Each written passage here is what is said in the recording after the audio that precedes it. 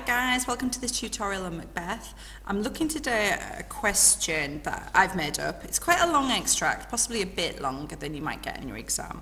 But I like the whole chunk of it, so which is why I've included it. I've done a number of past questions, but I'm looking at the moment at questions that haven't yet cropped up in the hope that you never know. This could be a question which on the day you get, in which case you'll have had a bit of a think about it in advance, which would be great. So I was wondering about, might the exam board do something around a question around mental health, anxiety, stress? So that's why I've chosen this question here, characters struggling with mental health issues. And I've chosen for my extract to look through with you today, I've chosen this extract, which is from Act 3, Scene 2. So this is, Macbeth has just hired the murderers to go kill Banquo. You know, he's paralysed with paranoia, Lady Macbeth comes to find him and to talk to him and kind of gee him up a bit, because he's clearly keeping to himself and it doesn't seem healthy. So let's have a look at this and think about characters struggling with mental health issues. Think about how we could then apply that to the rest of the play. So one of the first things is not what Macbeth says, but how his wife talks about him. She interrogates him saying, "Why do you keep alone?" So this is sort of an interrogative, it's a question, but he's sort of self-isolating. I don't mean in a kind of COVID sense, but he is keeping himself to himself in his room, which looks not very good. He's a newly sort of crowned king, and yet he's sort of isolating himself, and it already suggests to us that he's certainly not enjoying being king or kind of taking pleasure in it, because he's just hiding away. And she talks sort of personifying here the sorriest fancies your companion's making. You know, a companion being a friend with. So she's kind of, it's an unusual expression, but she's sort of saying, you know, you're just having these depressed sort of fantasies and worries. That's the only people that's the only things that you sort of keep company with. Using those thoughts which should indeed have died with them, they think on things without all remedy should be without regard. What's done is done. I think what's interesting here, and just as an aside point really, is that kind of contrast between her pragmatism, so she's like, well, what'll be will be, and his sort of crippling anxiety. Okay, so let's then think about what the nature of this struggle is that he's having. So he talks about we have scorched or injured the snake, not killed it. The snake here, ironically enough, is Banquo. So here when he talks about, you know, we've injured, we've scorched it, and incidentally, scotched is an interesting play on words with Scotch meaning Scottish. So it's kind of a pun with this. He sees Banquo as a snake because Banquo is a threat to him, a threat to his kingship. And so using this extended metaphor of the snake, he says that she will close and be herself whilst our poor Malice remains in danger of her former tooth.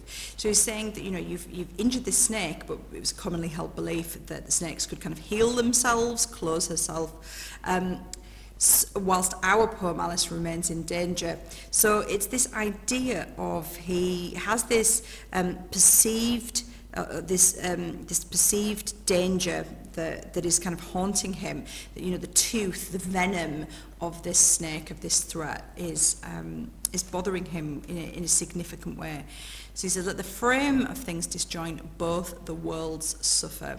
We will eat our meal in fear and sleep, in the affliction of terrible dreams that shake us nightly.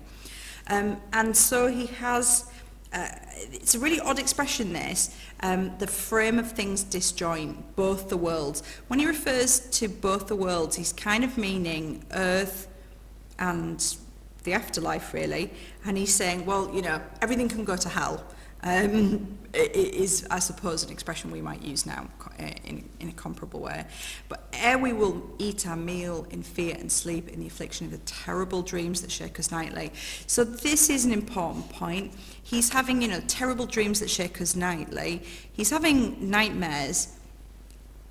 every day. These aren't just infrequent things, they shake us nightly. So these are traumatic kind of experiences that Macbeth is having. And we see then this really unusual wish almost that he has. It's better to be with the dead, whom we to gain our peace have sent to peace, than on the torture of the mind to lie in restless ecstasy. This sense that he would rather be dead. And so there is no pleasure in being king for Macbeth. In fact, at no point does he get satisfaction or get to enjoy what he's done. He talks about the torture of the mind. Think about that as a metaphorical image. But basically, he's having, he's suffering incredible kind of mental anguish, and he refers to it as torture, which really makes us think about suffering and misery. Duncan's in his grave after life's fulfilled. He sleeps well. Treason's done his worst. Nor steel nor poison, malice domestic, nothing can touch him further. Interestingly, what he does is personify treason, and ironically, Macbeth is the traitor. So treason has done his worst, but Macbeth has done his worst, actually. So there's this envy that nothing can hurt Duncan now, whereas Macbeth is paranoid about all of these. So we get this list of, the potential threats that he envisages coming his way. So Lady Macbeth's response is to sleek over your rugged looks. Again, we learn things about his state of mind and that he might be struggling with mental health through her dialogue. We see that he looks dishevelled, and as a king, he shouldn't be looking scruffy. He should be looking sleek and sort of professional, I suppose, in order to maintain the trust of the court. So he says, I will, I pray be you, let your remembrance apply to Banquo, present him with evidence, Now, I find this quote interesting because he is lying to his wife. Not necessarily a symptom of someone struggling with mental health issues, but we know that previously he's been keen to tell her everything. Now he's lying, he's deceiving her because he's just hired murderers. It's she can't sort of be friendly and over-friendly to Banquo because he's going to be murdered before the banquet even arrives. She is clearly concerned with this, around this imperative, this command, you must leave this, and his only response to this is full of scorpions, is my mind, dear wife. And this idea of something stinging, biting, pain and suffering being caused really helps to convey that Macbeth himself acknowledges the idea that he is struggling and that he is suffering mentally. Okay, so moving on to think about what references would we make to the rest of the play. And again, I always do this, beginning, middle, end. And so I'm thinking about Act 1 and 2, Act 3, and then Act 4 and 5.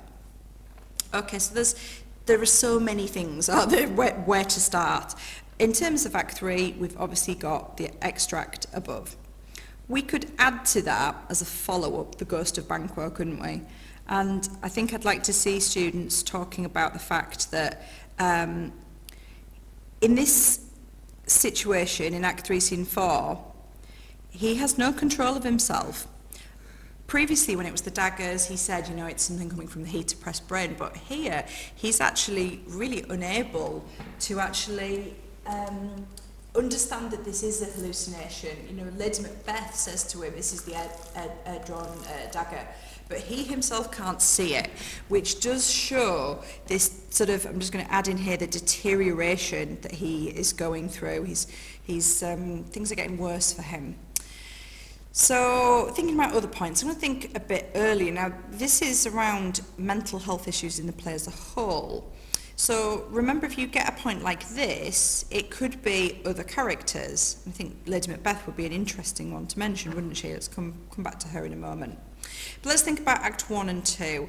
I'm going to say that within, we get sort of origins of, I suppose, of Macbeth's mental health issues that come almost immediately after killing Duncan. So we know that Act 2, Scene 1, we've got the whole dagger, come let me clutch thee. And just that idea of an hallucination would, certainly for audiences at the time, indicate the idea that clearly Macbeth was struggling.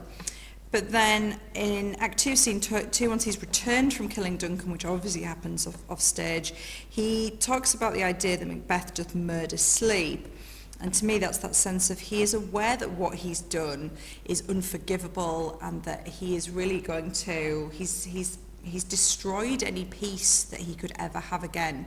And he sort of maintains this traumatized, sort of traumatized character, doesn't he? And he said he's afraid to go back to the room. So I think we could definitely mention some points on this. With Act 3, we've definitely got obviously the extract, then the goes to Banquo in the banquet scene, and then thinking about other points, Act 4, for example. I think that you could make a nice point about the murder of Macduff's family. Now, we don't see Macbeth's involvement only at the end of Act 4:1 when he says that he's going to do that. He will kill them.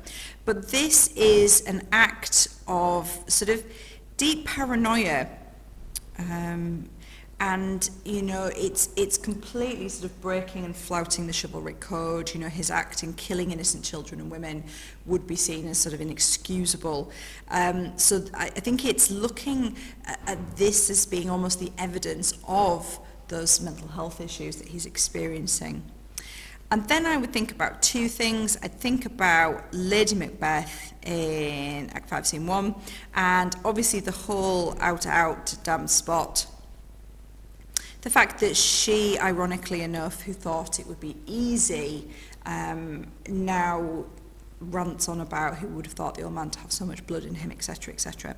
So we get that real sense of the consequences of committing regicide is this, madness, and it's likely, we know that she dies, it's a likely that she kills herself towards the end of the play. And also we have Macbeth's utter delusion. He is absolutely believes that no man born of woman can touch him. So we could say that he is now in such a state of delusion that really that he himself has his belief in the witches, his corruption has meant that he has become a deluded sort of lunatic. But equally, he talks after he hears the scream off stage, which then appears to be the death of his wife. He talks about he has forgot the taste of fears, which I think is a really interesting quote, in that he was a character filled with some fear and filled with anxiety about the consequence of his actions, and yet he has almost at the end forgotten what that even is like, because he's so now immersed in his trust of the evil witches, and his mind is now so corrupted from that originally good man that we saw into someone who is sort of the villain, isn't he now, by the end of the play. So we've just got a few different examples there that we could talk about. I think it would be a really interesting question to think about. So I'm thinking if there's any other bits and pieces that we could look at. I think that would give you a really good overview of some mental health, and just with the interesting thing of having kind of Lady Macbeth in there as well. Okay, so I hope that was useful. Why not have a go at doing a question? If you did something like this, it would encompass a number of things like anxiety or stress or different sort of but related questions. Okay, good luck. Bye.